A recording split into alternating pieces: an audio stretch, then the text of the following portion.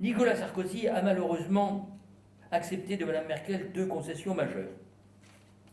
D'abord, que le droit de vote d'un pays au sein du Conseil européen puisse être suspendu pour laxisme, sans qu'on ait défini d'ailleurs les conditions du laxisme, mais de toute façon au mépris des traités européens. Première concession énorme. Deuxième concession, tout aussi grave, que la coordination économique et budgétaire s'opère au niveau de l'Union à 27, et non pas de la zone euro à 16, là où le problème se pose. Les 11 autres pays pouvant procéder à tous les ajustements monétaires qu'ils veulent, comme le fait par exemple la Grande-Bretagne, qui a dévalué la livre de plus de 30%.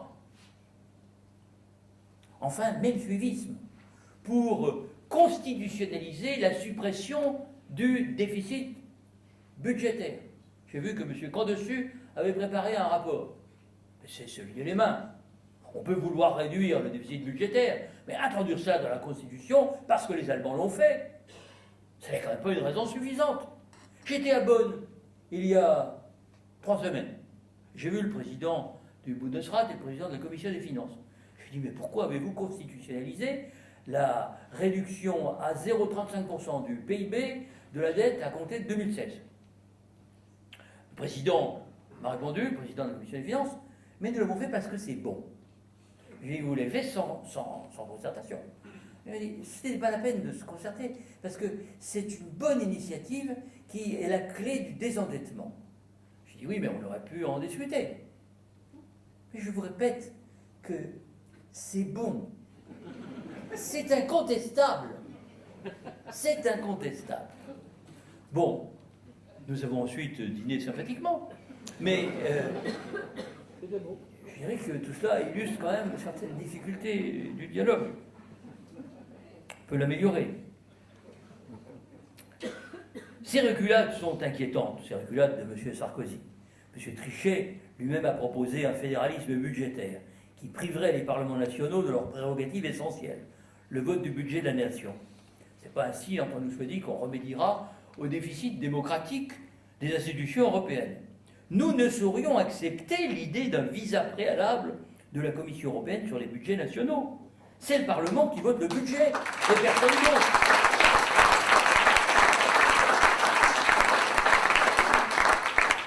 M. Trichet sort de son rôle quand il parle de fédéralisme budgétaire. Ce discours ne peut avoir qu'un sens, soustraire à la délibération des parlements l'élaboration des lois de finances. C'est une remise en cause fondamentale de la démocratie. Parler de fédéralisme, c'est de l'intoxication. Et pour une raison très simple.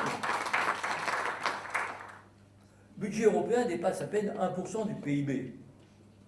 Et vous le savez, dans tous les pays, à peu près, le niveau des prélèvements obligatoires atteint 40%. Donc vous voyez bien qu'on ne peut pas faire du fédéralisme sur cette base. C'est idiot. Le mot fédéralisme dissimule en réalité la volonté de priver les peuples de toute possibilité d'expression et d'influence politique. Ce qui serait raisonnable, parce que nous sommes raisonnables, ce serait un processus itératif. Le Conseil européen approuverait un cadre général de prévisions macroéconomiques, éventuellement ventilées par pays. Il reviendrait aux parlements nationaux de délibérer et d'établir une programmation, d'ailleurs révisable, des recettes et des dépenses. En cas de désaccord, le Conseil européen chercherait à dégager un compromis, à charge pour le gouvernement concerné de le faire ratifier par son Parlement.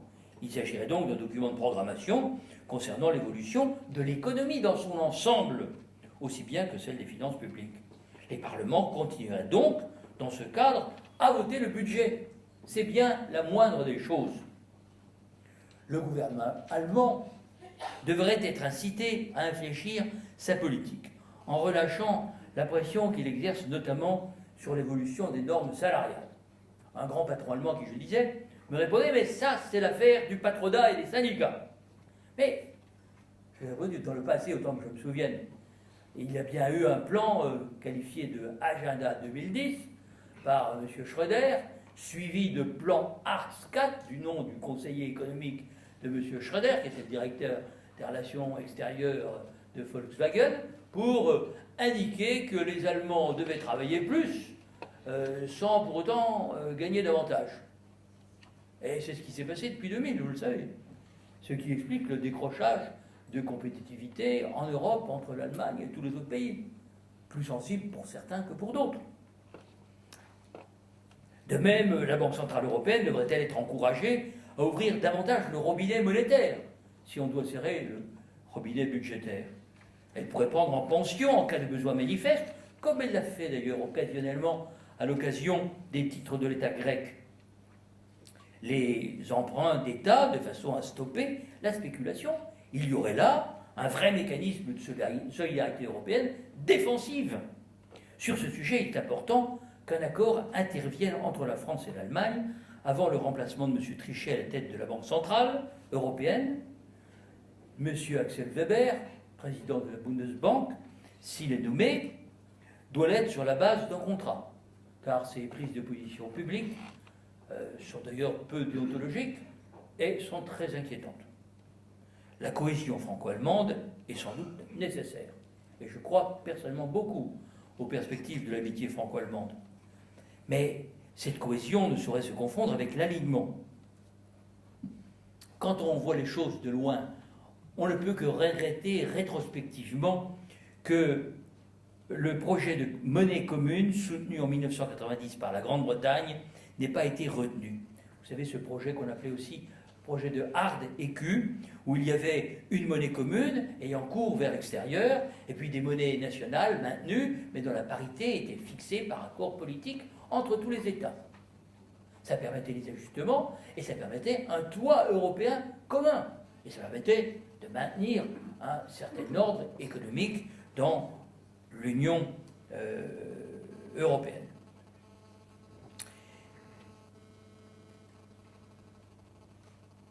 Je fais observer au passage que le pacte de stabilité, rudimentaire et arbitraire, n'a pas permis d'empêcher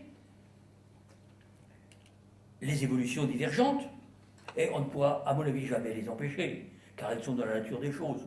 Elles sont enracinées dans les comportements, dans les tempéraments nationaux, qui sont, eux, façonnés par des siècles d'histoire. La situation aujourd'hui est gravissime.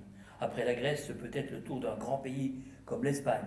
La Grèce, c'est un peu plus de 300 milliards d'engagements extérieurs, de dettes. L'Espagne, c'est beaucoup plus. C'est près de 3 fois plus. Ensuite, ce serait le détricotage de toute la zone euro. Et nous devons nous préparer à toutes les hypothèses en nous efforçant d'approfondir le dialogue avec l'Allemagne et d'élaborer des positions communes, y compris des scénarios alternatifs. C'est nécessaire. Maintenant, il faut le faire. Nous savons ce que nous ne voulons pas. Et j'entends le dire ici. Ce que nous ne voulons pas. Et qui serait contraire à l'intérêt national. Et en même temps, la négation de l'idée que nous faisons de l'Europe, ce serait de vouloir redécouper, de vouloir remodeler la zone euro, pour en exclure les pays autrefois désignés comme pays du Club Med, et aujourd'hui moins élégamment encore. La France ne pourrait pas accepter une union monétaire à 5 ou 6, avec l'Allemagne et le Benelux, comme elle nous a été proposée en 1994. Ce serait la fin de ce qui nous reste d'industrie. Il faut en être conscient. Nous serions un pays de service, mais rien d'autre. Et ce serait le contraire de l'idée que nous pouvons avoir de l'Europe avec les pays nordiques et les pays du Sud. C'est ça l'Europe. Et la civilisation européenne, d'où vient-elle? Sinon de la Grèce et d'Europe. Voici pourquoi nous devons essayer de peser. Pouvons-nous faire confiance aux milieux dirigeants français pour manifester une telle volonté, une volonté ferme, implacable même? Nous ne pouvons pas. Ils ont trop investi sur l'Europe de Maastricht et sur la monnaie unique. Leur orgueil nourrit leur aveuglement.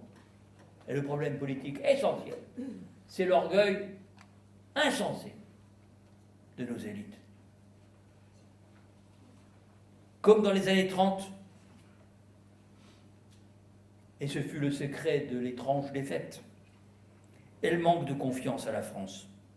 Voilà pourquoi nous devons peser, ici et maintenant,